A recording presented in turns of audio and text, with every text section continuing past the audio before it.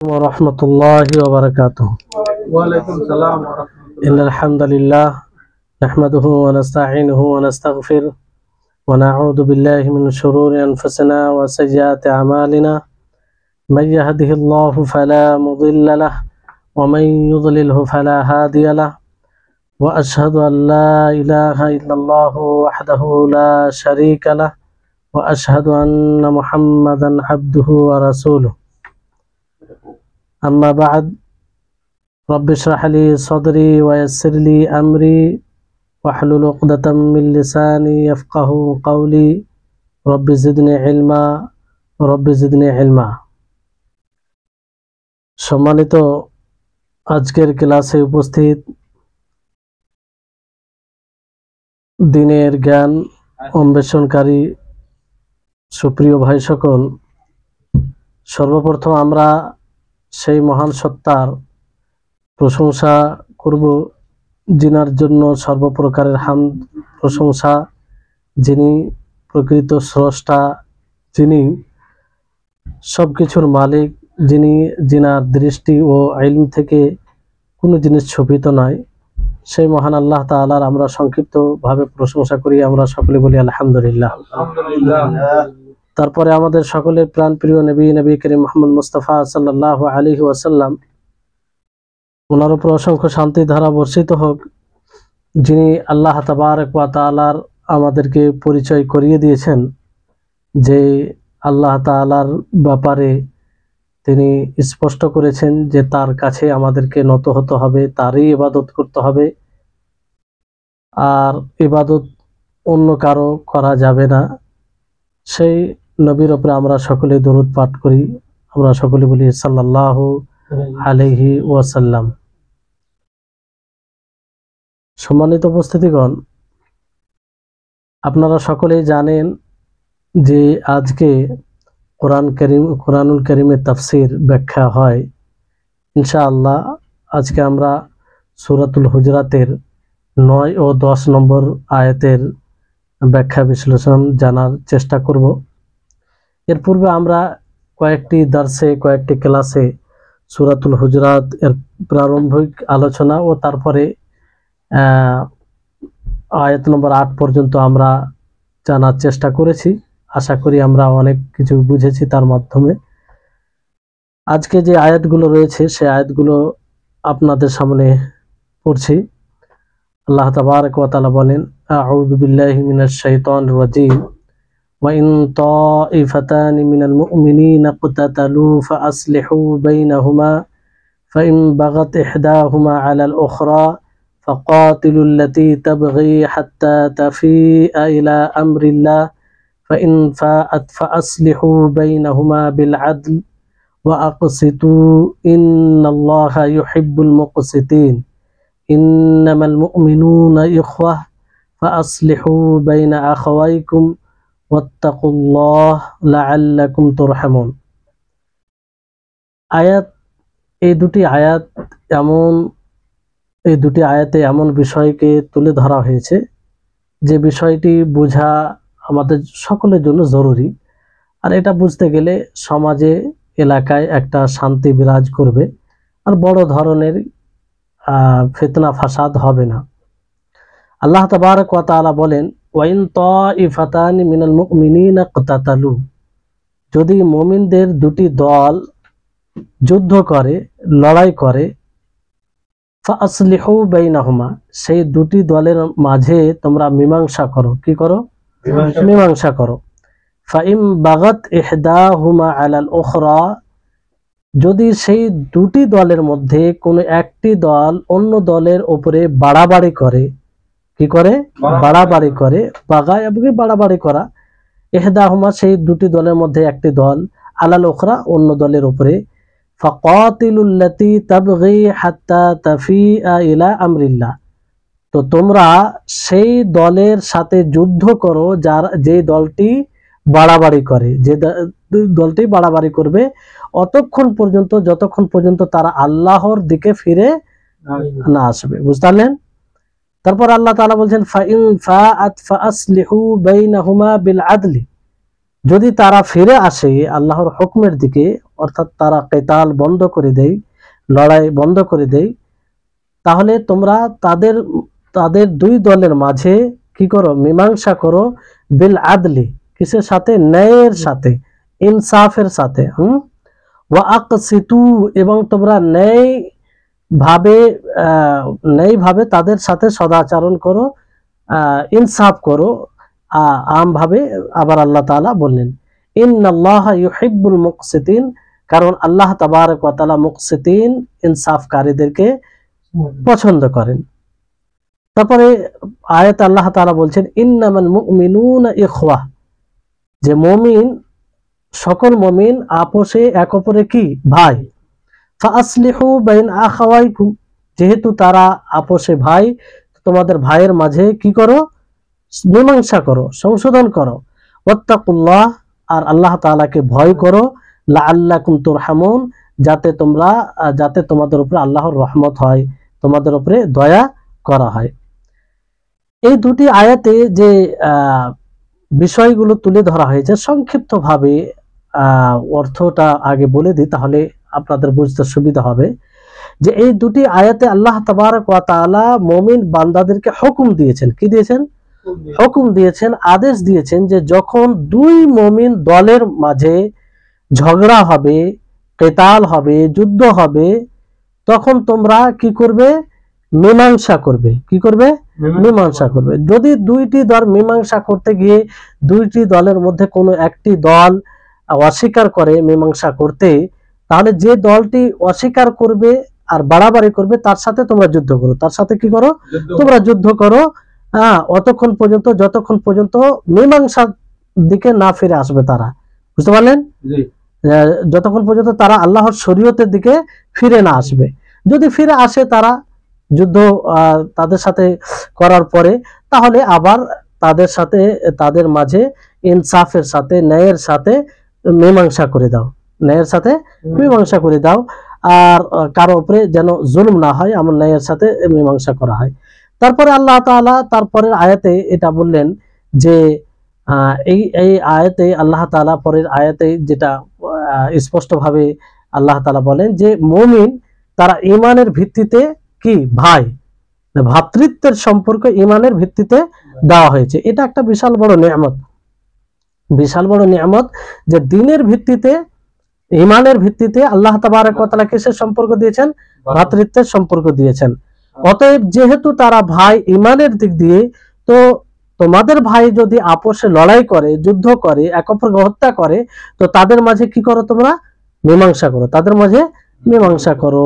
আর তোমরা এই বিষয়ে আল্লাহকে ভয় করো, আল্লাহকে ভয় করো, যাতে তোমরা আল্লাহর রহমতকে পেয়ে যাও। আল্লাহর রহমত বর্ষণ হয়। কি বর্ষণ হয়? আল্লাহর রহমত বর্ষণ হয়। তো এখানে আল্লাহ তাবারক ওয়া তাআলা যে বিষয়টি তুলে ধরেছেন যে দুটি দল। কয়টি দল বলেছেন? দুটি দল। তায়েফাতানি, আর দল একটা তায়েফা, কিছু লোককে বলা হয় তায়েফা, কিছু লোকের একটা দল, একটা টিমকে তায়েফা বলা হয়। বুঝতে পারলেন? খুব বেশি তাতে থাকে না। তো সেই যখন মুমিনদের মাঝে এই দুটি দল লড়াই করবে, ঝগড়া করবে, তখন তোমরা কি করবে? মীমাংসা করবে তাদের মাঝে। কি করবে? মীমাংসা করবে। এখানে মুমিনদের মাঝে লড়াই ঝগড়া বিভিন্ন কারণে হতে পারে। কিসের কারণে হতে পারে? বিভিন্ন কারণে হতে পারে। কারণ শয়তান যখন দেখে যে মুমিনরা তারা সুস্থভাবে ইবাদত করছে, তখন শয়তান চেষ্টা করে যে তাদের মধ্যে উত্তেজনা সৃষ্টি করার, যে কোনো কারণে, পার্থিব কারণে, যাতে তারা উত্তেজিত হয়ে এক অপর প্রতি হিংসা বিদ্বেষ রেখে এক অপরের উপরে চড়াই করে, দাপট সৃষ্টি করার চেষ্টা করে, ফলে ঝগড়া হয়, তারা এক অপরকে হত্যা করে। বুঝতে পারলেন? তো যখন এরকম কিছু ঘটে যাবে, তখন আর যে মুমিন রয়েছে, অন্যরা যারা ঝগড়া করে না, কিংবা সকল মুমিনের এটা উচিত হবে তাদের মাঝে সুলহ করা, তাদের মাঝে কি করা? সুলহ করা, মীমাংসা করা। এই বিষয়টি অতি গুরুত্বপূর্ণ। এই কারণে দেখবেন যে অনেক সময় বেশিরভাগ মানুষের মধ্যে কি হয়, যে দুই দল ঝগড়া করলে তারা তামাশা দেখে। কি করে দেখে? তামাশা দেখে, যে মনে করো ওরা ঝগড়া করছে, মরুক তারা, এরকম একটা আশা রাখে যে তারা ঝগড়া করে তাদের মানে ক্ষতি হচ্ছে, তারা বুঝে নেবে। না, একজন মুমিন এই আশা করতে পারে না। একজন মুমিন যখনই দুইটি দলকে ঝগড়া করতে দেখবে, মারামারি করতে দেখবে, তখন তার এই আকাঙ্ক্ষা, এই আশা থাকবে যে তাদের মাঝে যেন মীমাংসা ঘটে, তাদের মাঝে যেন মীমাংসা করা হয়, যাতে তারা এই লড়াই ক্ষতিগ্রস্ত না হয়, এই আশা থাকবে। ফলে সে তাদের মধ্যে সুলহ করার, মীমাংসা করার প্রচেষ্টা করবে। আর এই মীমাংসা করতে গিয়ে যদিও অর্থ খরচ হয়, তো সেটা সে খরচ করবে, সেটা কি করবে, খরচ করবে। কারণ এই মীমাংসা, এর চাইতে এর বিকল্প কিছু নাই, এর বিকল্প কিছু নাই। আর এই মীমাংসা করতে গিয়ে কোনো এক দলকে যদি নিজের হক থেকে দূরে সরে যেতে হয়, তবুও ওই সময় এর উপরে সন্তুষ্টি কিংবা এটাকে মেনে নেওয়া, এটা বড় তার নেকির কাজ হবে। যেমন ধরুন দুটি দলে ঝগড়া লেগে গিয়েছে, দুটি দলে মারপিট, আর দুটি দল মুমিন মুসলিম। এবার যদি তাদের মধ্যে মীমাংসা করতে যাওয়া হয়, তো দেখা যাচ্ছে যে একটি দলকে ক্ষতি বহন করতে হচ্ছে, একটি দলকে ক্ষতি বহন, তার বেশি ক্ষতি হয়েছে। তো ওই সময় সে যদি এটাকে মেনে নেয় যে যাক ক্ষতি হয়েছে হয়েছে, মীমাংসা হয়ে যাক, যাতে এরকম ভাবে আর হত্যা কারো ক্ষতি না হয়, তাহলে ওই সময় তার এইভাবে মেনে নেওয়া একটা বিরাট বড় নেকির কাজ হবে। কিসের কাজ হবে? নেকির কাজ হবে, বুঝতে পারলেন? আর যে এই বিষয়ে অর্থ খরচ করবে, ধরেন কোনো তৃতীয় ব্যক্তি গিয়ে যদি সুলহ করে, তৃতীয় দল গিয়ে মীমাংসা করে, আর এই মীমাংসা করতে গিয়ে যদি সে নিজের অর্থ ব্যয় করে, তাহলে এটা বিরাট পুণ্যের কাজ হবে, বিরাট পুণ্যের কাজ হবে। কারণ দুইটি দলকে একত্রিত করা হচ্ছে, দুইটি দলকে একত্রিত করা হচ্ছে, বুঝতে পারলেন? তো এখানে এইভাবে এবার সুলহ করতে গিয়ে, মীমাংসা করতে গিয়ে যদি এরকম বিষয়টি ঘটে যে দেখা যাচ্ছে মীমাংসা করতে গিয়ে একদল মেনে নিচ্ছে আর একদল মানে না, সে বাড়াবাড়ি করছে, সে মীমাংসা মেনে নিতে পারছে না, তাহলে তার সাথে যে বাড়াবাড়ি করছে তার সাথে কেতাল করার হুকুম আল্লাহ তাআলা দিলেন। কি করার? কেতাল মানে তার সাথে যুদ্ধ করার, বুঝতে পারলেন? মানে যারা মেনে নিবে তাদের সাথে নয়। তাহলে দুটি দলের মধ্যে একটি দল বলছে যে না ঠিক আছে, মীমাংসা যেভাবে ভালো হয়, কোরআন হাদিস অনুযায়ী মীমাংসা করে দিলে আমরা মেনে নিব। আর একটি দল বলছে না, আমরা মানবো না, সে যে কোনো কারণে হতে পারে, তার শক্তি বেশি, কিংবা তারা প্রবৃত্তি অনুসরণ করতে গিয়ে এটা বলতে চাইছে যে না, আমরা এখনো লড়াই করবো যতক্ষণ না আমরা প্রতিশোধ না নেব। তো এই ধরনের লোকেদের সাথে কেতাল করা যাবে যদিও তারা মুমিন হয়, যতক্ষণ পর্যন্ত তারা মীমাংসার দিকে ফিরে না আসবে, যতক্ষণ পর্যন্ত তারা না বলবে যে ঠিক আছে কোরআন হাদিস অনুযায়ী যেটা মীমাংসা হবে সেটা আমরা মেনে নেব, ততক্ষণ পর্যন্ত তাদের সাথে কেতাল করা যাবে, অর্থাৎ তাদেরকে হত্যা করা জায়েজ হবে ওই সময়, বুঝতে পারলেন? যদি এইভাবে দুই দল এক অপরকে হত্যা করে, তো ওই সময় মীমাংসা করে দিতে যে তারা রাজি হচ্ছে না, তো তাদের সাথে তখন যুদ্ধ করা যাবে, বুঝতে পারলেন? এই কথাটাই আল্লাহ তাবারক ওয়া তাআলা বলেন, ফাইন বাগাত ইহদাহুমা আলাল উখরা ফাকাতিলুল্লাতী তাবগী। বিষয়টি স্পষ্ট। কারণ এবার আপনি প্রশ্ন করতে পারেন যে একজন মুমিনকে কি করে হত্যা করা যেতে পারে, যে তো মুমিন, তো তাকে হত্যা কি করে করা যেতে পারে? কারণ তাকে যদি হত্যা না করা যায়, যে বাড়াবাড়ি করছে সে আরো 10টা মানুষকে হত্যা করতে পারে, তাদের জন্য একটা এলাকায় পরিবেশ দূষণ হবে, কিংবা বিশৃঙ্খলা সৃষ্টি হবে, শত্রুতা বাড়বে, মানুষের মধ্যে যে একটা ভালোবাসা মহব্বত একটা মেল থাকে সেটা নষ্ট হবে। এই কারণে আল্লাহ তাবারক ওয়া তাআলার কঠোর হুকুম হলো এটা, যে যদি এরকম দল থাকে সে মীমাংসা না মানে, তাহলে তার সাথে যুদ্ধ করতে হবে। যারা তৃতীয় যারা দল রয়েবে, যারা চাইবে যে তাদের মাঝে মীমাংসা হোক, আর অবশ্যই সকল মুমিনের এটা আশা থাকতে হবে, এই চাওয়াটাই থাকা উচিত, বুঝতে পারলেন?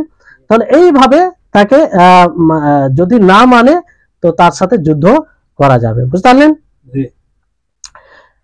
এটা মানে যতক্ষণ পর্যন্ত তারা ফিরে না আসবে।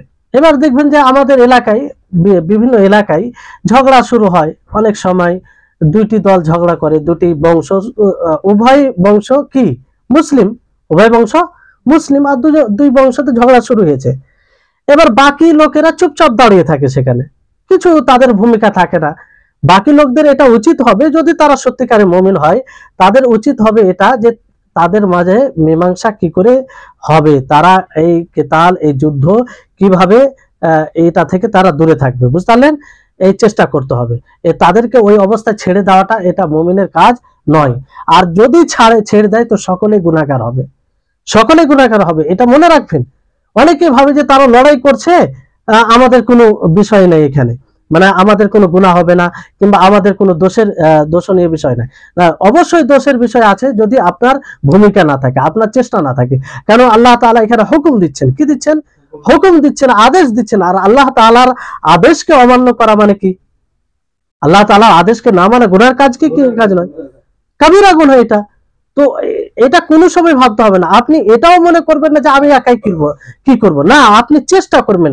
যারা ভারসাম্য লোক রয়েছে, দায়িত্বশীল লোক রয়েছে, তাদেরকে গিয়ে বুঝাবেন যে তারা দুই দলে ঝগড়া করছে, তো অবশ্যই আমাদের মীমাংসা করা উচিত কোরআন হাদিস অনুযায়ী। তাদেরকে উদ্বুদ্ধ করবেন, বুঝাবেন। আপনি নিজের জায়গা থেকে আপনি এই ভূমিকা পালন করবেন। আপনি তাদের দিকে তাকিয়ে কেউ কিছু বলছে না তো আমার কি বলার প্রয়োজন, না, এই করলে হবে না। কারণ সকলকেই নিজেকে আগে মুক্ত করতে হবে। আল্লাহ তাবারক ওয়া তাআলার হুকুম সকল মুমিনদের জন্য। তো যদি আমাদের মধ্যে ঈমান থাকে তো এই বিষয়টি লক্ষ্য রাখতে হবে, বুঝতে পারলেন? আর এতে বিরাট, যেমন ধরুন ঝগড়া যখন শুরু হয়ে যায়, তো আসলে এটা কেউ চায় না যে ঝগড়া অব্যাহত থাকুক। কোনো একটি দল, কেউ হয়তো যার দাপট থাকে, শক্তি থাকে, সে চায় যে আমি ঝগড়া করতে থাকি আর প্রতিশোধ নিতে থাকি, মানুষের উপরে জুলুম করতে থাকি। কিন্তু বিপক্ষ একজন পার্টি, যারা দল রয়েছে, যারা দুর্বল, তারা চাইবে যে আমাদের মাঝে কেউ এসে মীমাংসা করে যাক, তারা এটা চায়। এই সময় যদি তাদের সাথ না দেওয়া যায় তো এটা বিরাট অন্যায় হবে। এটা কি হবে? বিরাট অন্যায় হবে। এই ব্যাপারে অনেক হাদিস রয়েছে। হাদিসে যে হাদিসগুলোতে উদ্বুদ্ধ করা হয়েছে, বুঝতে পারলেন? যে এই যখনই দুই পক্ষ, দুই দলে ঝগড়া শুরু হবে, তখন মানুষকে গিয়ে সেই ঝগড়া সেই ঝগড়া মেটানো উচিত, তাদের মাঝে মীমাংসা করা উচিত। যে এখানে আল্লাহ তাবারক ওয়া তাআলা এই কথাটি কখন বললেন? যে যখন মুমিনদের দুটি দল ঝগড়া করবে, আপসে লড়াই করবে, এক অপরকে হত্যা করবে, তখন তাদের মাঝে কি করতে হবে? মীমাংসা করতে হবে। তো এটা দেখেন, এর পূর্বে যে আল্লাহ তাবারক ওয়া তাআলা এই কথার যে লিংক, একটা গভীর সম্পর্ক রয়েছে পূর্বের কথার সাথে। পূর্বের আয়াতে কি বলা হয়েছে? যখন কোনো ফাসিক খবর নিয়ে আসবে, তখন সেই খবরে তোমরা কি করবে? যাচাই করবে। তো যদি কোনো ফাসিকের খবরের ভিত্তিতে এরকম লড়াই শুরু হয়ে যায়, হতেই পারে, যার কারণে হয় কি হয় না সে, তো এই লড়াই যদি শুরু হয়ে যায় তো এর সমাধান তো বের করতে হবে। এখানে তো এক বিরোধিতা হয়েছে, শরীয়তের বিরুদ্ধাচারণ হয়েছে। তো এই বিরুদ্ধাচারণ হওয়ার কারণে এটা ধারণা রাখলে হবে না যে আল্লাহ তারা নাফরমানি করেছে তো তারা লড়াই করবে না। আল্লাহ তাবারক ওয়া তাআলা তারপরও সমাধান একটা বলে দিলেন। তো এখানে আল্লাহ তাবারক ওয়া তাআলার অতিরিক্ত দয়া, আল্লাহ যে পরম দয়ালু, এটার একটা লক্ষণ। যে একটা বিরুদ্ধাচারণ করলে তারা, আল্লাহ তাবারক ওয়া তাআলা প্রথমে সতর্ক করলেন যে তোমরা কোনো ফাসিকের খবর শুনে নাচানাচি করবে না, তার তাহকিক করবে, যাচাই বাছাই করবে, তখন দেখবে তার সততা কি, আসলে কি। যদি তারপরে ভুল করে, এই কথা এই নীতির উপর আমল করলো না, ভুল করে ধরো ঝগড়া শুরু হয়ে গেছে, তো আল্লাহ তাআলা রাগে এই কথা বললেন না যে তোমরা আমার কথা মানলে না, তো তোমরা ঝগড়া করো, তোমরা এক অপরকে মারো, তোমরা এক অপরকে হত্যা করো, আর তোমাদের কোনো উপায় নেই, এরকম কথা বললেন আল্লাহ তাআলা। তো এটা আল্লাহ তাবারক ওয়া তাআলার অসীম দয়ার একটা পরিচয়, যে আল্লাহ তাআলা তারপরে সমাধান বললেন যে যাক, তোমরা ভুলবশত যদি এরকম ঝগড়া লেগেই যায় কোনো ফাসিকের খবর শুনে, তাহলে তোমরা কি করবে? মীমাংসা করবে। কি করবে? চুপ বসে থাকবে না, তোমরা মীমাংসা করবে। তো এই ওই আয়াতের, পূর্বের আয়াতের সাথে এই গভীর সম্পর্ক, এটা বুঝতে পারলেন? যাতে বড় ক্ষতির সম্মুখীন না হয়, যা ক্ষতি হয়ে গেছে সেটা যেন পূরণ করা যায়। সেটা কি করা যায়? পূরণ করা যায়। তো যেমন আল্লাহ তাবারক ওয়া তাআলা বিভিন্ন আয়াতে বলেছেন, যে সূরা নিসার 114 নম্বর আয়াতে যেমন আল্লাহ তাআলা বলেন যে লা খায়রা ফি কাসীরিন মিন নাজওয়াহুম ইল্লা মান আমারা বিসাদাকা আও মা'রুফিন আও ইসলাহিম বাইনান নাস, যে তাদের অধিকাংশ গোপনীয় বিষয়ে কোনো কল্যাণ নেই, কিন্তু হ্যাঁ, তারা যদি যাদেরকে সাদকা করার হুকুম দেওয়া হয়, অথবা কোনো ভালো কাজের, অথবা সংশোধন, কিসের সংশোধন, মীমাংসা করা মানুষের মাঝে, এই কাজে কল্যাণ আছে, এই কাজে কল্যাণ আছে। আল্লাহ তাআলা সর্বপ্রথম যে কল্যাণ নেই, কিন্তু এই কাজে কল্যাণ আছে। তাহলে এটা কত গুরুত্বপূর্ণ কাজ এখান থেকে বোঝা যায়। তারপর আল্লাহ তাআলা বলছেন ওয়ামাই ইয়াফআল যালিকা, যে এই কাজ করবে ইবতিগা মারদাতিল্লাহ, আল্লাহ তাবারক ওয়া তাআলা সন্তুষ্টি লাভের উদ্দেশ্যে। কিসের উদ্দেশ্যে? আল্লাহ তাবারক ওয়া তাআলা সন্তুষ্টি লাভের উদ্দেশ্যে। তাহলে আল্লাহ তাবারক ওয়া তাআলা তাকে এক মহান বড় পুরস্কার দান করবেন। তাহলে দুই দলের, এটা দেখেন তায়েফাতান বলা হয়েছে, দুই ব্যক্তির মাঝেও হতে পারে। এটা আমাদের দুর্বলতা, দেখবেন বেশিরভাগ মানুষের এটা মিজাজ, যে দুইজন ঝগড়া লাগলে আমাদের কোনো ভূমিকা থাকে না, আমরা চুপচাপ বসে থাকি। অনেক সময় আমরা খুশি হই, তো খুশি হওয়া, আনন্দিত হওয়া এটা ঈমানের পরিচয় হবে না। আপনি ব্যাকুল হয়ে উঠবেন যে আমার দুটি ভাই লড়াই করছে, তারা ক্ষতির সম্মুখীন হচ্ছে, কারণ তারা আপনার ভাই। তারা কি? আপনার ভাই। তো আপনি যেমন নিজের ভাইয়ের জন্য চিন্তিত হয়ে যান যে আমার ভাই ক্ষতির সময়, যেমন রক্তের যেটা ভাই যদি ক্ষতির সম্মুখীন হয়, কারোর সাথে লড়াই করে, তার সেখানে জান যেতে পারে, কেমন চিন্তিত হন আপনি? কেমন চিন্তিত হন? আর আপনি চান যে এই লড়াই যেন না হয়, তাই না? অনুরূপ ভাবে যে কোনো ভাই, ইমানি ভাই যদি এই লড়াইয়ের সম্মুখীন হয়, দুই ব্যক্তির মাঝে হোক, দুই গ্রামে হোক, দুই বংশে হোক, দুই দলে হোক, যে কোনো লড়াই হোক না কেন, তো তাদের মাঝে মীমাংসা করার প্রচেষ্টা করা, এটা বিরাট পুণ্যের কাজ। এই পুণ্যের কাজের জন্য আল্লাহ তাবারক ওয়া তাআলা কি বলেছেন? যে তাকে বড় এক পুরস্কার দেওয়া হবে। তাহলে এই চেষ্টা রাখবেন সবসময়, কারণ দেখবেন, আপনি পরীক্ষা করবেন যে আপনি যদি চেষ্টা রাখেন, হতে পারে আপনার জন্য 10টা মানুষের খুন রক্ত প্রবাহিত হওয়া থেকে বেঁচে থাকবে। এরকম অনেক হয়। আপনি প্রকাশ্য ভাবে না পারলে আপনি দায়িত্বশীলদের কাছে গিয়ে আস্তে আস্তে তাদেরকে হিকমতের সাথে বুঝাতে পারেন যে তারা লড়াই করছে, এইভাবে তো ঠিক নয়। উদ্বুদ্ধ করবেন, আপনাকে আল্লাহ তাআলা এই শক্তি দিয়েছেন, আপনি পারবেন, ইচ্ছা করলে এই মীমাংসাটা করতে পারবেন, আল্লাহ তাআলা এই দাপট দিয়েছে। তো এইভাবে তাকে উদ্বুদ্ধ করে আপনার প্রচেষ্টায় দুটি দলের মাঝে লড়াই, দুই ব্যক্তির মাঝে লড়াই, দুই গ্রামের মাঝে লড়াই বন্ধ হয়ে যেতে পারে। হতে পারে কি পারে না? দুই মুমিনের মাঝে। বুঝতে পারলেন? তারপরে দ্বিতীয় বিষয় হচ্ছে যে আল্লাহ তাবারক ওয়া তাআলা আরো বিভিন্ন আয়াতে এই কথা স্পষ্ট করেছেন। আর সর্বোপরি আল্লাহর নবী মুহাম্মদ সাল্লাল্লাহু আলাইহি সাল্লাম তিনি এক হাদিসে বলেন যে উনসুর আখাকা যালিমান আও মাজলুমান। দেখেন, বিষয়টি ভালো করে বুঝতে হবে আপনাদেরকে, যে আল্লাহ নবী বলেন যে তোমরা নিজের জালিম ও মাজলুম ভাইয়ের উভয়ের কি করো? সহযোগিতা করো। সহযোগিতা করো। জালিম যে অত্যাচারী তারও সহযোগিতা করো, যে অত্যাচারিত তারও সহযোগিতা করো। তো এক ব্যক্তি, এক সাহাবী বললেন, ইয়া রাসূলুল্লাহি আনসুরুহু ইযা কানা মাজলুমান, যে সহযোগিতা করবে যখন অত্যাচারিত হবে, এটা তো বুঝতে পারছি যে যার উপর অত্যাচার করা হচ্ছে, জুলম করা হচ্ছে, তার সহযোগিতা করবে, এটা বুঝতে পারছি। আফারাইতা ইযা কানা জালিমান, কিন্তু যে জালিম হবে, অত্যাচারী হবে, অত্যাচার যে করবে, তার কিভাবে সহযোগিতা করব? কিভাবে সহযোগিতা করব? আপনি এই ব্যাপারে কি বলবেন? কাইফা আনসুরুহু, তার সহযোগিতা কিভাবে করব? আল্লাহ নবী বলেন তাহজুজুহু আও তামনাউহু, যে তুমি তাকে বাধা দেবে। জালিমের সহযোগিতা কি করা হবে? তাকে বাধা দিয়ে।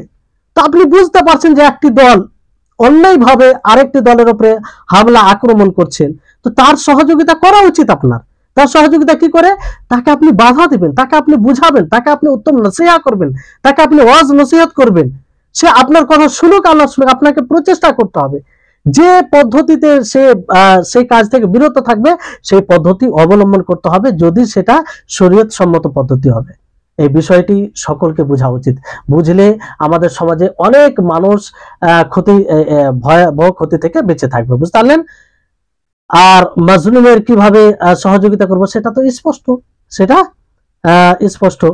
বুঝতে পারলেন?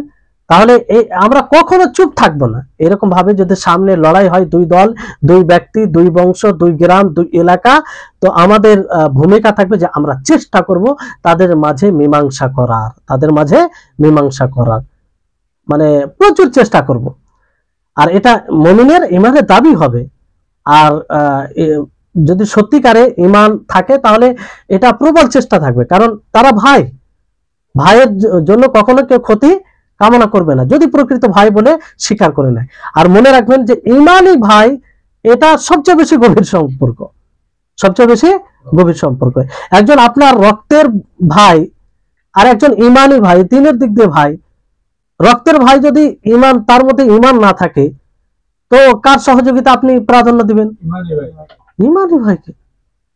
তো আর এই ইমানি ভাই, এটা আল্লাহ তাবারক ওয়া তাআলার এক অতুলনীয় নিয়ামত। এই ইমানি যে ভ্রাতৃত্ব আল্লাহ তাআলা দিয়েছেন, এই জন্যই দেখেন সারা বিশ্বের মানব, যে মুসলিম মানব জাতি রয়েছে, তাদের মাঝে এক আলাদাই ভালোবাসা, এক আলাদাই আকর্ষণ। যখনই কোনো মুসলিমের সাথে সাক্ষাৎ হয়, একটা হৃদয় থেকে ভালোবাসা বের হয়ে আসে। বুঝতে পারলেন? এটা কি আল্লাহ তাআলার রহমত নয়? এই যে এখানে আমরা একত্রিত হয়েছি, বাংলাদেশেরও আপনারা অনেকেই আছেন, বিভিন্ন জায়গার, রক্তের কোনো সম্পর্ক আছে? জি না। আমি যে আপনাদের মাঝে এই আলোচনা, দার্স, ক্লাস এগুলো হচ্ছে, এই যে আপনাদের সাথে সম্পর্ক কিসের ভিত্তিতে? দিনী ভাই। এটা রহমত নয়? যে কোনো সম্পর্ক নেই, কোনো পরিচয় নেই, কিন্তু এই দিনের কারণে এই সম্পর্ক গড়ে উঠেছে। তো এই বিষয়টি ভাবতে হবে। এই জন্য যেহেতু এটা গুরুত্বপূর্ণ একটা সম্পর্ক, আর এটা রক্তের চেয়ে গভীর সম্পর্ক, আর এই এত গভীর সম্পর্ক হওয়ার কারণে আমরা কখনো এই সম্পর্কে যাতে ব্যাঘাত ঘটে এরকম কোনো কাজ করব না। তার সাথে কোনো শত্রুতা পোষণ করব না, তার পিছে লাগবো না, সে কি করছে তার পিছে লেগে যাওয়া, তার কথাকে অন্য কারো কাছে বলা, এগুলো কাজ করবো না, যাতে ভ্রাতৃত্ব নষ্ট হবে সেগুলো করব না। এই জন্য আল্লাহ তাবারাক ওয়া নবী করিম মুহাম্মদ সাল্লাল্লাহু আলাইহি ওয়াসাল্লাম সুস্পষ্ট ভাবে কি বলেন? লা তাবাগাযু ওয়া লা তাহাসাদু ওয়া লা তাদাবারু ওয়া কুনু ইবাদাল্লাহি ইখওয়ানা ওয়া লা ইয়াহিল্লু লিমুসলিমিন আন ইয়াহজুরা আখাহু ফাওকা সালাসি লায়ালিন। যে তোমরা না এক অপরের প্রতি হিংসা করবে, না শত্রুতা পোষণ করবে, না কারো পিছনে লেগে যাবে, বরং তোমরা আল্লাহর বান্দা হিসেবে এক অপরের ভাই হবে, এক অপরের কি হবে? ভাই হবেন। আর কোন মুসলিমের জন্য এটা জায়েজ নয় যে সে নিজের ভাইয়ের সাথে 3 দিনের বেশি কি করবে? কথা বন্ধ রাখবে, প্রত্যাখ্যান করবে। এটা কিসের বিষয়ে? ইমানের বিষয়। পার্থিব বিষয়ে কোনো মতেই যাবে না। দিনের বিষয়ে সেটা মানে কথা বলা বন্ধ করা যাবে না। তাহলে এটা। আর অন্য হাদিসে আল্লাহ নবী বলেন যে আল মুসলিম আখুল মুসলিম, একজন মুসলিম অন্য মুসলিমের ভাই, একজন মুসলিম অন্য মুসলিমের ভাই। সে তার মুসলিম ভাইয়ের উপরে না জুলুম করতে পারে, না তাকে কোনো শত্রুদের হাতে সুপর্দ করতে পারে। হ্যাঁ, ওমান কানা ফি হাজাতি আখিহি কান আল্লাহু ফি হাজাতিহি। আর যে ব্যক্তি নিজের ভাইয়ের সহযোগিতায় থাকে, যে ব্যক্তি নিজের ভাইয়ের সহযোগিতায় থাকে, আল্লাহ তাবারক ওয়া তাআলা তার সহযোগিতায় থাকে। এই কথাটি বিরাট বড়। এটা নিজের জীবনের নীতি বানিয়ে নেবেন, আর এটা বাস্তবে অনুভব করবেন। দেখবেন আপনি যদি মানুষের প্রয়োজনে দাঁড়ান, অবশ্যই আল্লাহ তাআলা, আপনি যখন বিপদে পড়বেন আল্লাহ তাআলা আপনার পাশে দাঁড়াবে। এরকম দেখবেন যারা পরোপকারী বেশি হয়, তাদের দেখবেন যে এমন ভাবে তাদের জন্য আল্লাহ তাআলা সহযোগিতা নেমে আসে যে আপনি কল্পনা করতে পারবেন না। এটা একটা মানে বিশেষ গুণ, সবার মধ্যে থাকে না, কিন্তু এই গুণকে অর্জন করার চেষ্টা করতে হবে। পরোপকারী যখন কোনো আপনার ভাই, আমরা দেখেছি ছাত্র জীবনে সবার মধ্যে তো এই বৈশিষ্ট্য থাকে না।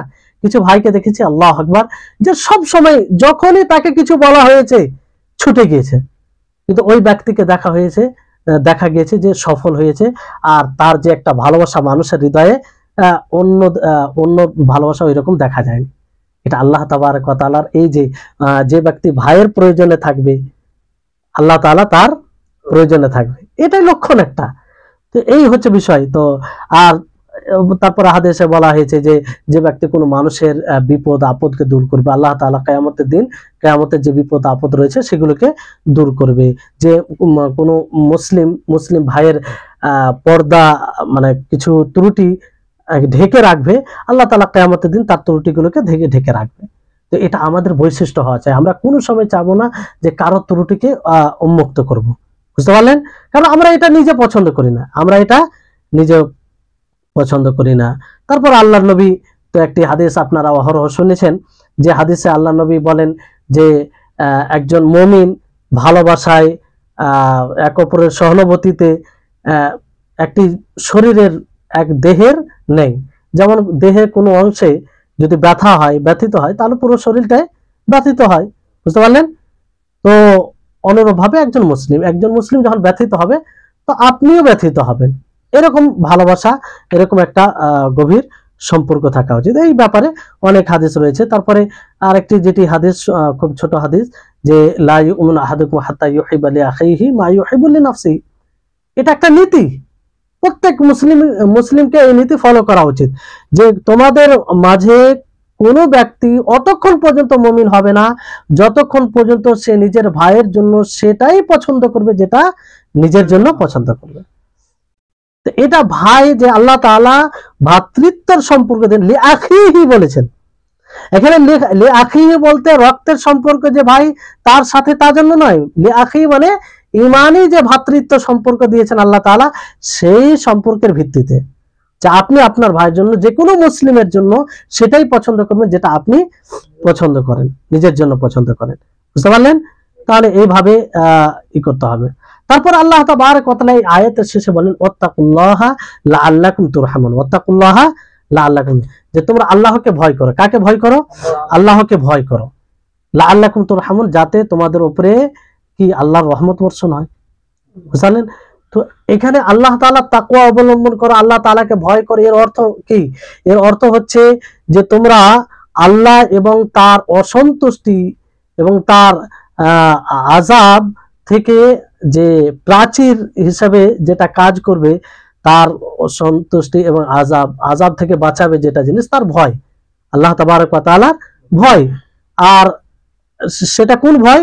যে ভয়ের কারণে আপনি জাহান্নামী কর্ম থেকে বেঁচে থাকবেন, জাহান্নামী কর্ম থেকে বেঁচে থাকবেন।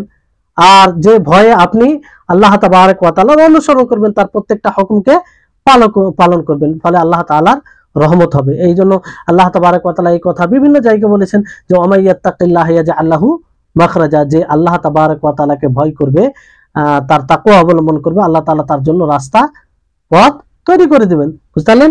আর তাকে এমন ভাবে আল্লাহ তাআলা রুজি দিবেন যে সে মানে অনুমান করতে পারবে না।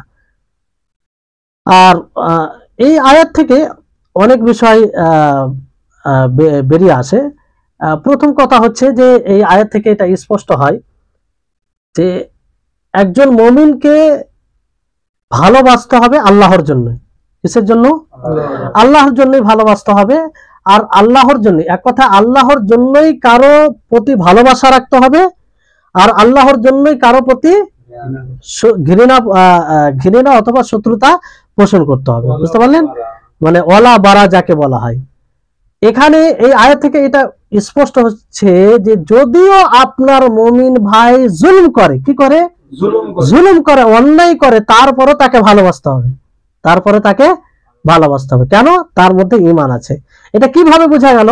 যে আল্লাহ তাবারক ওয়া তাআলা বলছেন ওয়াইন তাইফাতানি মিনাল মুমিনিনা কাতাতালু, যে যখন মুমিনদের দুটি দল কি করবে? কিতাল করবে, যুদ্ধ করবে। যুদ্ধ, তারা লড়াই করার সত্ত্বেও আল্লাহ তাবারক ওয়া তাআলা তাদেরকে কি বললেন? মুমিন বললেন। আর যতক্ষণ মুমিন থাকবে তাকে ভালোবাসতে হবে, কি হবে না? তো আমরা কি করে, সামান্য একটু কেউ যদি ভুল করে, আমাদের অপছন্দনীয় কোনো কাজ হয়, কোনো গুনাহ করে, তাহলে আমরা এমন ভাবে তার সাথে সম্পর্ক রাখি যে মনে হয় সে বড় অন্যায় করে ফেলেছে, কিংবা সে কাফের হয়ে গেছে, কিংবা সে দিন থেকে খারিজ হয়ে গেছে, এরকম ভাবে তার সাথে আচরণ করি, যেটা আদৌ ঠিক নয়। যতক্ষণ পর্যন্ত ইমানের আওতায় থাকবে, ইসলামের আওতায় থাকবে, তাকে ভালোবাসতে হবে। এই আয়াত থেকে এটা স্পষ্ট হচ্ছে। বুঝতে পারলেন?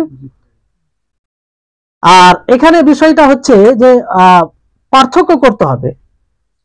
এখানে যে মুমিনরা ঝগড়া করবে, তারপরেও তাদেরকে ভাই বলে আল্লাহ তাবারক ওয়া তাআলা উল্লেখ করেছেন, যতটা তাদেরকে ভালোবাসতে হবে এবং ওয়ালা বারা এটা যে বিধান রয়েছে সেটা খেয়াল রাখতে হবে। কিন্তু কাফেররা যদি ঝগড়া করে, তো তাদের মাঝে কিংবা কাফেরদের প্রতি এরকম ভালোবাসা রাখা যাবে? রাখা যাবে না। কেন রাখা যাবে না? কারণ আল্লাহ তাবারক ওয়া তাআলা যে আসমানে গ্রন্থ নাজিল করেছেন, রাসূল প্রেরণ করেছেন, এতগুলো আল্লাহ তাবারক ওয়া তাআলার নিদর্শন রয়েছেন, কিসের জন্য? যাতে পুরো ভালোবাসা, পুরো শত্রুতা কার জন্য হয়? আল্লাহ তাবারক ওয়া তাআলার জন্য। কার জন্য হয়? আল্লাহ তাবারক ওয়া তাআলার জন্য হয়। এই জন্য প্রকৃত ভালোবাসা আল্লাহর জন্য হবে, আর প্রকৃত শত্রুতা আল্লাহর জন্য হবে। বুঝতে পারলেন?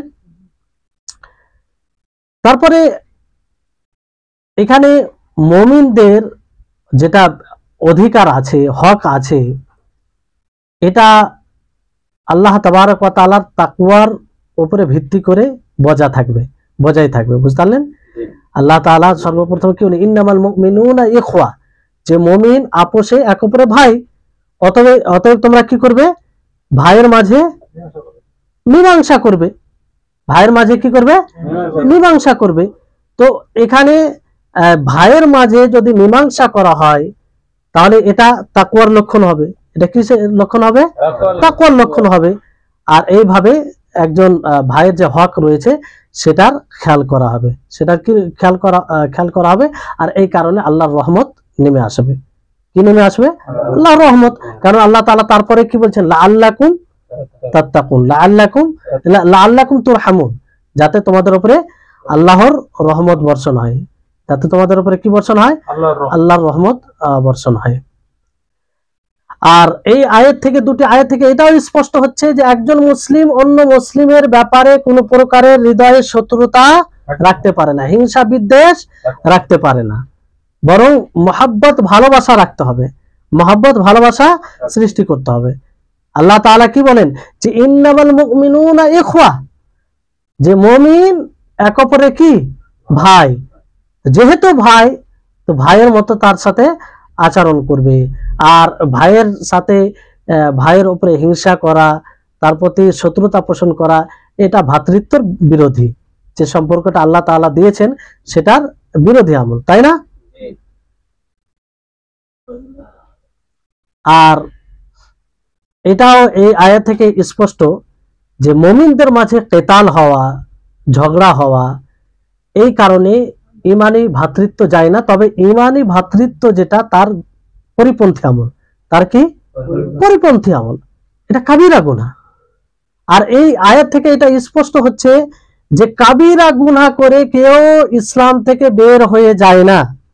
এটা একটা, এই জন্য বলতে হচ্ছে যে এখন অনেক সময় দেখবেন আমাদের মাঝে কিছু খারিজি মেজাজের লোক থাকে, খাওয়ারিজরা কি আকীদা রাখে যে কাবিরা গুনাহ কেউ করলে ইসলাম থেকে বের হয়ে যায়। বুঝতে পারলেন? এই আকীদা তাদের, মানে একজন কাবিরা গুনাহ কেউ করে নিল বড় গুনাহ, তাহলে সে মুখাল্লাদ ফিন্নার, মানে চিরস্থায়ী জাহান্নামী, যেমন মুশরিকরা কাফেররা চিরস্থায়ী জাহান্নামী হবে। বুঝতে পারলেন? তো এই আয়াত থেকে তাদের খণ্ডন হচ্ছে কি হয় না, যে তারা কেতাল করা সত্ত্বেও আল্লাহ তাবারক ওয়া তাআলা তাদেরকে কি বললেন, মুমিন বললেন। যে যদি দুই মুমিন দল কি করে, কেতাল করে, তো মুমিন বলে আখ্যায়িত করলেন কেতাল করা সত্ত্বেও, তার মানে এই কাবিরা গুনাহ। আর কেতাল করা, যুদ্ধ করা, এটা কি, এটা কাবিরা গুনাহ, এটা কি কাবিরা গুনাহ। এমন কি হাদিসে আপনারা এই হাদিসটা তো পড়েছেন পূর্বে, তাই না, যে সিবাবুল মুসলিমি ফুসুকুন ওয়া কিতালুহু কুফরুন, যে মুসলিমকে গালিগালাজ করা এটা ফিসকের কাজ এবং কিতাল করা কি কুফর। তো এই হাদিস থেকে আবার অনেকে দলিল দিয়েছে খাওয়ারিজরা, যে দেখেন এখানে কুফর বলা হয়েছে। কি বলা হয়েছে? কুফর। কুফর মানে কি? কুফরের একটা অর্থ হলো ইসলাম থেকে বের হয়ে যাওয়া, এমন আমল যে আমল করে ইসলাম থেকে বের হয়ে যায়। বুঝতে পারলেন? তো তাদের যে অর্থটা সঠিক নেই, এই আয়াত থেকে স্পষ্ট হচ্ছে যে কুফরের মধ্যে ভাগ রয়েছে। কোন কিছু কুফর আছে যে কুফর দ্বারা ইসলাম থেকে বের হয়ে যায়, আবার কিছু কুফর রয়েছে যেটা থেকে ইসলাম থেকে বের হয় না, বরং বড় গুনাহ হয়, বড় গুনাহ হয়। বুঝলেন? এরকম অনেক আমল আছে যাকে কুফর বলা হয়েছে, অথচ সেটা আসলে কুফরি নয়, কুফরি নয়। আর এখানে ভ্রাতৃত্বর যেটা সম্পর্ক, যেটা শর্ত বলা হয়েছে ঈমান, কি ঈমানের সম্পর্ক বলা হয়েছে। বুঝতে পারলেন? আর মীমাংসা করা, দুই দলের মাঝে, দুই ব্যক্তির মাঝে, দুই এলাকার মাঝে যেখানে ঝগড়া বিবাদ হবে তাদের মাঝে মীমাংসা করা, এটি একটা বড় ইতাআতপূর্ণ কাজ, বড় ইতাআতপূর্ণ কাজ। বরং এর জন্য বড় পুরস্কার রয়েছে, এর জন্য বড় পুরস্কার রয়েছে। তারপরে এই আয়াত থেকে আরো অনেক কিছু বোঝা যায়, যেটা হয়তো আমরা যত এই আয়াত নিয়ে গবেষণা করব তত বুঝতে পারবো। আর এখান থেকে এটাও স্পষ্ট হয় যে যখনই কোনো কেউ বাড়াবাড়ি করবে দুই দলের মাঝে, যে দলটি বাড়াবাড়ি করবে সঙ্গে সঙ্গে তাদের সাথে কেতাল করা যাবে না। কি করা যাবে না? না, কেতাল দিয়ে শুরু করা যাবে না, যে সঙ্গে সঙ্গে যুদ্ধ করতে হবে তা নয়। আগে মীমাংসা করার চেষ্টা করতে হবে। কি করতে হবে? মীমাংসা করার চেষ্টা করতে হবে। আল্লাহ তাবারক ওয়া তাআলা কি বললেন? ওয়াইন তাইফাতান মিনাল মুমিনিনা ইকতাতালু, যে যখন মুমিনদের দুটি জামাত লড়াই করবে তো কি করবে? আগে আসলিহু, তাদের মধ্যে সংশোধন, মীমাংসা করবে। তো মীমাংসা দিয়ে শুরু করতে হবে। যখন তারা মীমাংসা করাকে অস্বীকার করবে, তখন তারা কি করবে? তখন তারা যুদ্ধ করবে, তাদের যারা তৃতীয় দল আছে তাদের সাথে যুদ্ধ করবে। বুঝতে পারলেন? এইভাবে এই আয়াতে, যে দুটি আয়াত আমাদের জীবনের অনেক বিষয়ের সাথে সম্পৃক্ত, আমাদের সকলকে এই আয়াতটি বোঝা উচিত। তারপরে শেষে যে একটি কথা বলবো সেটা বলেই আজকের ক্লাস শেষ হবে। সেটা হচ্ছে যে আল্লাহ তাবারক ওয়া তাআলা প্রথমে বললেন ফাআসলিহু বাইনাহুমা বিল আদল, ফাআসলিহু বাইনাহুমা বিল আদল, যে তাদের মাঝে ইনসাফের সাথে মীমাংসা করো। কিসের সাথে? ইনসাফের সাথে। এখানে মানে এখানে যে ইনসাফের সাথে মীমাংসা করা এটা বলা হয়েছে, এটা প্রথম মীমাংসা নয়, দ্বিতীয় মীমাংসার কথা। দ্বিতীয় মানে প্রথমে, যেমন ধরুন দুটি দল লড়াই করছে, আপনি প্রথমে গেলেন তো প্রথমে কেতালটা বন্ধ করতে হবে। আগে কি করতে হবে? তাদের মাঝে কেতাল, যুদ্ধটা বন্ধ করতে হবে, লড়াইটা বন্ধ করতে হবে, এই কথা বলা হয়েছে। ফের আবার যখন এক দল বাড়াবাড়ি করবে তখন তাদের সাথে লড়াই করতে হবে। লড়াই করে যখন তারা মীমাংসার দিকে ফিরে আসবে তখন তাদের মাঝে ইনসাফের সাথে মীমাংসা করতে হবে, ওই কথাটা বলা হচ্ছে এখানে। বুঝতে পারছেন বিষয়টি? তখন যেমন ধরুন তারপরে লড়াই করতে করতে দুই দলেরই ক্ষতি হয়েছে। কারো ধরেন যে লড়াই করতে করতে 2 লক্ষ টাকা ক্ষতি হয়েছে, আবার কারো 5 লক্ষ টাকা ক্ষতি হয়েছে। তো যার যতটা ক্ষতি হয়েছে তাকে ততটা, মানে সেই হিসাবে তার সাথে করা যাবে, ইনসাফ ওই মতো তার ক্ষতিপূরণ করা যাবে। বুঝতে পারলেন? আর যার কম হয়েছে ওই রকম, মানে একই রকম ভাবে না, ইনসাফ করতে হবে। কি করতে হবে? ইনসাফ করতে হবে। দ্বিতীয় যে বিষয়টি এখানে আছে, যে এখানে দেখুন যে সর্বপ্রথম বললেন ফাআসলিহু বাইনাহুমা বিল আদল, যে ইনসাফের সাথে তাদের মাঝে কি করো? মীমাংসা করো। তারপর আবার আল্লাহ তাআলা আকসিতু বলছেন যে ন্যায় করো তাদের সাথে। মানে এটা আম ভাবে আল্লাহ তাআলা বললেন যে সমস্ত বিষয়। প্রথমে যে বিল আদল বলা হয়েছে যে তাদের দুই দলের মাঝে যারা লড়াই করবে, পরবর্তীতে যে ইনসাফ, ন্যায় পরায়ণতা অবলম্বন করার কথা বলেছেন আল্লাহ তাআলা, সেটা হচ্ছে আম ভাবে সমস্ত বিষয়ে, যাতে কারো উপরে জুলুম না হয়, মীমাংসা করতে গিয়ে কারো উপরে জুলুম না হয়। বুঝতে পারলেন? তো এই হচ্ছে বিষয়। এই জন্য সূরা হুজরাতে যেসব আয়াতগুলো রয়েছে সমস্ত বিষয় পুরো আমাদের জীবনের সাথে অনেকটাই সম্পৃক্ত, সব কোরআন, পুরো কোরআনটাই। তারপরে কিছু কিছু আয়াত রয়েছে যে আয়াতগুলো বেশি আমাদের বোঝা দরকার। আল্লাহ তাআলার কাছে দোয়া করি আল্লাহ যেন আমাদের সকলকেই আল্লাহ তাবারক ওয়া তাআলার বাণীকে বুঝার এবং সেই মতো জীবনযাপন করার তৌফিক দান করেন। বিশেষভাবে আজকের ক্লাসে এই দুটি আয়াত দ্বারা যেটা বুঝতে পারলাম সেটা হচ্ছে, যখনই দুই দল, দুই ব্যক্তি, দুই এলাকা মুমিনদের মাঝে ঝগড়া হবে, বিবাদ হবে, তা আমরা সবসময় চেষ্টা করব তাদের মাঝে মীমাংসা করা, তাদের মাঝে মীমাংসা করা, চুপ্পি অবলম্বন করা নয়। হ্যাঁ, সবসময় আমরা চেষ্টা করব যে কিভাবে মীমাংসা হবে, কারণ এটা বড় পুণ্যের কাজ আর এর মহা পুরস্কার রয়েছে। আল্লাহ তাআলা আমাদের সকলকে সার্বিকভাবে ইসলামের সমস্ত বিধানে এগিয়ে থাকার তৌফিক দান করুন। ওয়া আখির দাওয়ানা আনিল হামদুলিল্লাহি রাব্বিল আলামিন। আসসালামু আলাইকুম ওয়া রাহমাতুল্লাহি ওয়া বারাকাতুহু। জাযাকুমুল্লাহু খাইরান ওয়া আহসানাল জাযা।